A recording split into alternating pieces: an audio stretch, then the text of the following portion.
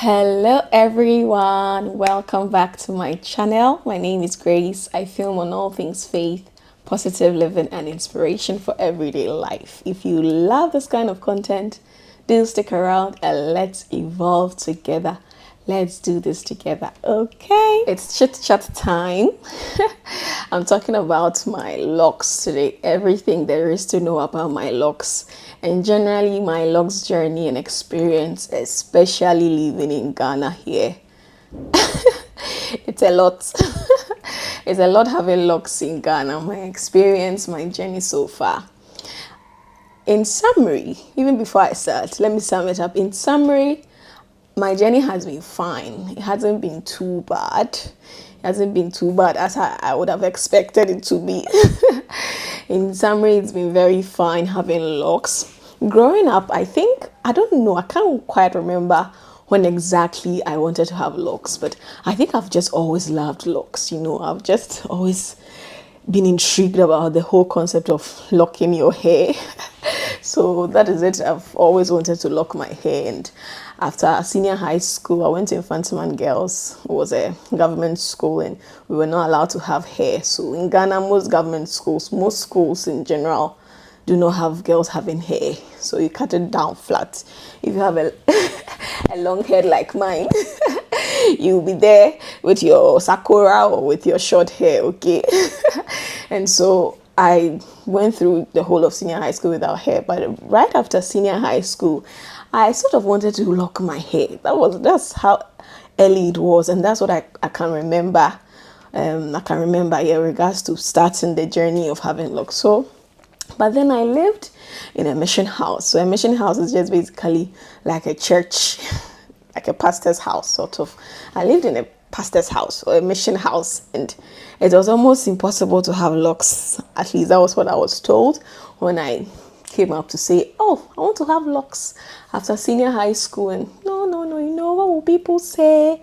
How is it going to be? Locks, what's that? So after senior high school, I made my intention known to my mission house family that I wanted locks, but was thrown to the back. No, you can't have locks. And I said, okay, that's fine. They gave some good reasons, supposedly, and I was okay with that. I went through the university. So I think all that while it was subconscious at the back of my mind that I still wanted these locks.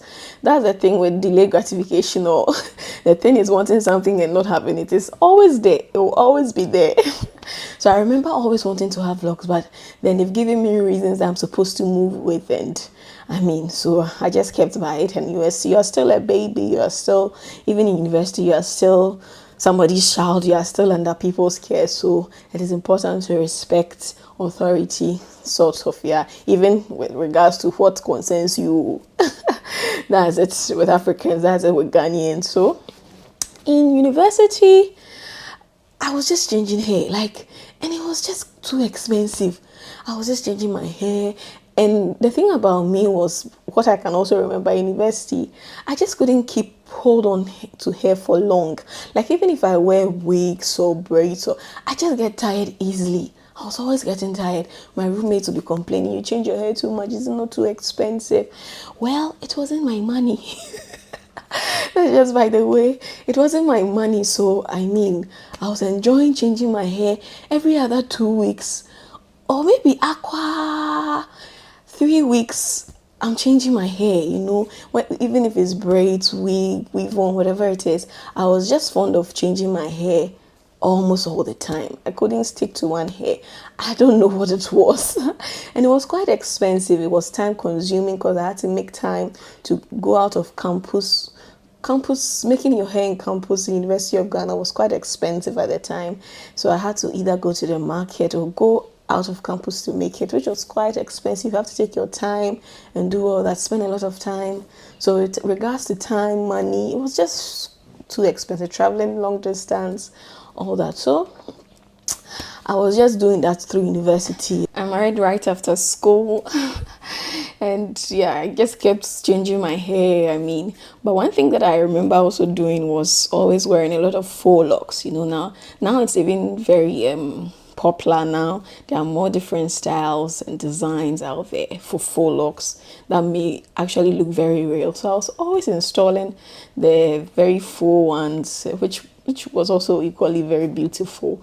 So I installed them early years of marriage. I installed quite a number of faux locks. Yeah, still changing my hair. But what changed the game for me, or how I really entered this Locs journey, what we call the Locs journey itself, was I started my business and I delivered. Okay, so I delivered before I gave birth to my first girl, and then I started business, and it was just becoming a lot. It was just getting a lot. So I was manning the business alone. I wanted to man the business myself for about a year and see. My husband and I decided that let me just try and do that for a year myself, to just have a scope of how the industry and the whole business is. So I was doing it alone, and it was quite stressful. Having to also take care of a newborn, it was quite stressful, and it was a decision that I took. So it had nothing to do with not getting help. There was help available, but I just decided to take care of the shop by myself. So I leave very early from the house, come back home late. I mean, it was quite a lot. And having to deal with a newborn, a first time mom, I just had to make that choice.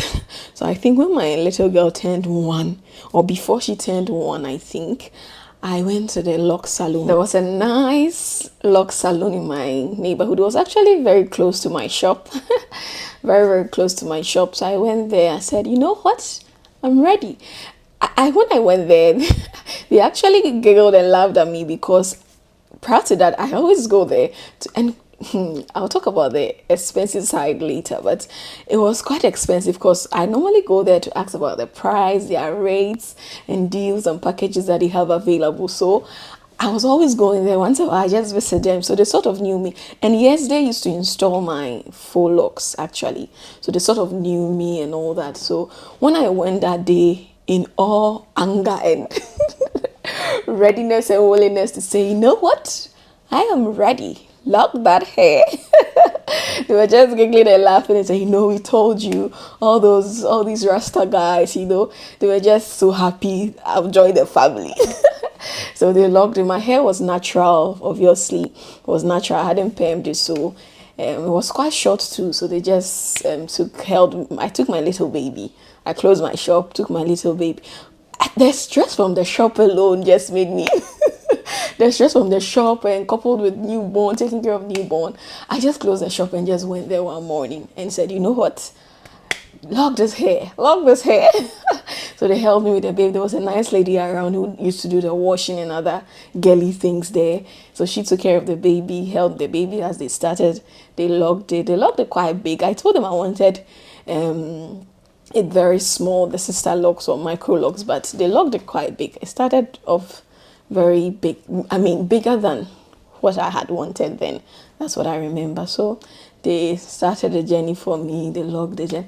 I was so relieved. I was so happy. It was very short. Honestly, it was very short. And I mean, it was short for me. I loved it. That was the most important thing. I loved it regardless of the fact that it was short. But to be honest, I always was thinking about what people will say. And I'm thinking this was coming from the fact that I was told and I was preconditioned to believe that, yes, it wasn't something that people will love. It wasn't something that the society accepted fully. And talking about acceptance, I mean, it is a lot in Ghana here. Locs is really not accepted. Well, it's better now. A lot of people are getting exposed. A lot of people are traveling. Should I say that? But just the exposure. A lot of people are getting exposed through the internet, through travel, through a lot of other means. So now we are embracing it as a people. The culture is embracing it a little. I can't give statistics and percentages, but I just feel it's better, relatively better. Ghanaians, or as a society, as a culture, we have embraced it better compared to a few years back, okay? And I was always was thinking about what people were going to say. So I remember after doing it, somebody would see me and said, "You've locked your hair." And you could always see people looking at you like, what the hell is that on your hair? And when I came back to my shop, during the week or the first time that my new customers or even my previous friends and customers saw me, they would be like, "You've locked your hair, okay?" And they're like, "Oh, okay." Nobody really gave me it is nice. Let me be honest. Because when you start, the starter stages is not that nice. It's not that, maybe the word is not nice, but it's just small, you know. With everything that is small, it's just small and it's quite hollow, quite empty. So it's okay for people to perceive it. It's okay for even you yourself to perceive it as not being nice. Okay, it's a journey. That's why it's a journey. It's a whole new experience. So it's okay for you to even not be okay with it in the first stages. And one thing that has always been memorable with me, that has stuck with me, especially on this journey, my Locs journey, was a customer that I was close to. It was a customer I had just started, customers became friends and all sort of. And she came in, she was like, "So does your husband like it?" Oh, my own hair. I get that part. I get that aspect of your husband liking it, because of course you and your husband are one, and how you look like or your representation is obviously going to be your spouse's representation. So it is very important to make sure that whatever you're doing, your husband also agrees with it. But the way it came out as foul for me. Like, "So does your husband like it?" More like, "Does your husband like it?" Hey, he agreed to this. That's how it came across, as he agreed to this. And I was like, "Yes, he loves it. He actually likes it. It's your body, it's your hair." "It's my hair, it's not his hair." And he was okay with it. Genuinely, my husband was okay with it. So that was it for basically how I got into the whole Locs, having to start Locs. It was out of stress. I've always wanted it. So there was a build up. There was always that build up. So when I couldn't take it no more, I had to just say, "You know what, lock my hair." And that was it for just starting the journey. And so for me, I have started my Locs journey. Very happy that I've made something that I've always wanted happen. So I'm happy with my short hair, not nice starter stage, and I'm enjoying my Locs and all. But I see society doesn't enjoy it. Society doesn't love it. Because then I was at the forefront of my business. Like I said, I was the only one. And people come in and you could see genuine, like, "What is this?" And sometimes, I don't know if it was, like I'm saying, I don't know if it was the preconditioned stuff that I was told in the early stages. But it was just something that I felt people were just looking at me. When you go somewhere, people are looking at you like, "What is that?" And I just always started now putting on wigs. So I've locked the hair under, but I wasn't confident about it. I was always hiding it, always covering it with weaves. Sometimes I use headbands. Days that I cannot do the weaves at all, I just use headbands or scarves or something. I was just always trying to hide. I'm like, "No, what is this?"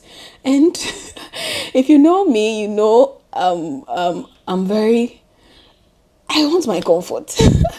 I really want my comfort. I can't take pressure. I've said it here before in a few of my videos. I can't take pressure. Like, I can't take anything that is forced, anything that gives me that attack, So I said, I can't be doing this to myself. One time I decided I'm not going to wear the wigs. To hell with anyone who thinks this is not nice. I like it. Do I like it? And that's what matters. Does my husband like it? I like it. And I think my grandparents and a few other people saw that I've locked my hair. They also wonder, what is that? Because in Ghana here, if you have locks, you belong to a fetish, or you are like a comfort. Or comfort is like a fetish priest. You belong to that. They grade you with that kind of. So my grandparents too were quite skeptical about it, but they just appreciated and gave me the leeway that it's your hair. Even if we don't like it, or even if we think it's fetish or it's not the best of hair, it's you. So just enjoy it. So I had to come to terms with myself and say, "You know what, I'm killing myself. I've gone through all this and logged it after all these years. I've logged it and I'm still hiding it, still trying to appease people, still trying to make other people happy." So I just stopped wearing the weaves. And this is to you if you're wearing Locs and covering it. I don't know what your reason is, but if your reason is solely because people will look at you some way, or because society is not accepting it, no. If there are some personal reasons or some reasons, genuine reasons, fine. But if it just has to do with the fact that society won't accept it, you're killing yourself. Stop it, it's not good. Wear your hair and wear it proud and beautiful, you know. And so I just started wearing it out. I even went to on vacation with it and all that. I was happy. I said, I like the short hair. I'll just give it time. I wasn't using too much because I think the guys at the Locs salon told me I shouldn't do too much to it. Just wash and taking care of it. Applying a few moisture and oil here and there. It wasn't too much. Just don't do too much to it. So I just let it breathe. I just let it grow naturally. Let it go by itself. Didn't do too much. Because the thing about even wearing these wigs and covering it and forcing to do all those is that it begins to weaken the hair. You're not allowing the hair breathe and have it locked in the early stages. That's the thing that people don't know, that you have to allow it settle and breathe and lock in the very early stages. Okay, so if you keep putting pressure on it with these weaves and all those things, it may just be a lot. All right, so that's a cue you can take. And so I just started living with it very well. And when it comes to the expense part, or how expensive it is to get locks, I think it's gotten more expensive. When I locked I'm sure it was about 400 cedis, and I'm sure that time 400 cedis was a lot. This is about 3 or 4 years ago, I guess. 20, yeah, 3 or 4 years, 4 years ago, and it was about 400 cedis. But now looking around and it's like 2,000. It can be 2,000 to lock your hair. We go to the very expensive salons in prime areas in Accra here, you can do 2,500. You can even do 3,000. I think mine loctician takes 1,500. If I've recommended a few people to hair through social media on my Instagram. Yes, you can follow me on Instagram, just Evolve with Grace, the same name, okay? That's just by the way. And so I think I've recommended 2 or 3 people to hair who've gone to lock their hair, you know. I've influenced. I've influenced. So I think she charges 10,000 or 1,500 sort of, I think, just to start for the whole journey, starting afresh. It's expensive now, it's not cheap, and even taking care of it every now and then. If you go for retightening, I think she charges 60 cedis, which is quite okay, 60 to 100 depending on the volume or length of your hair. Other people are taking a lot even for just the retightening. So retightening is just going back so that the new growth is added again, or the new growth is locked again. Okay, I'm deciding to make a switch, so I don't want to go with the retightening again. I want to do palm rolling. That's a decision I'm still contemplating, but that's what I want to do. So there's new growth, but I'm not going to be retightening it. I want to do the palm rolling. So there are a lot of other styles, other ways to just have your locks done. Okay, so that's just by the way. So I'm deciding to do palm rolling for now, but that's a bit with my locks journey. It's expensive. It's relatively expensive. Yeah, I don't know how expensive these hairs are. I see them online, but I think Locs is also expensive. Okay, it's not that cheap, but relatively I'm sure maybe it will be better than bone straight and all. And then the misconception about Locs being people who have locks being unkempt and all that. You can have bone straight and still be unkempt. It takes a lot to be unkempt. It's not just hair.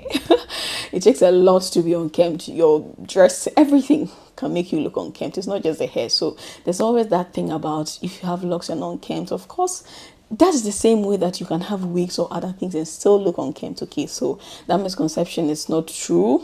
It's false.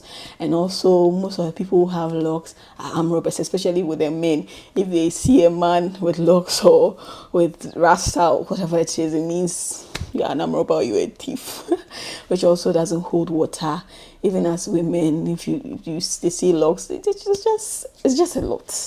It's just a lot in Ghana. There's misconception and the prejudice and the non-embracing.